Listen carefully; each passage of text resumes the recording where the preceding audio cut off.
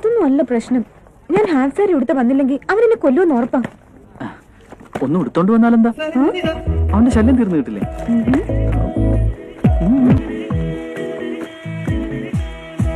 സ്നേഹമേകാൻ വെമ്പുന്ന തോഴൻ ഞാൻ, ചന്ദനത്തിൽ ചാലിച്ച ചാരുത നീ, ഇരുമയും ഒന്നാകാൻ നിറപറയൊരു കീട, മഴമുത്തു പോലും കുളിരണിയും നിൻ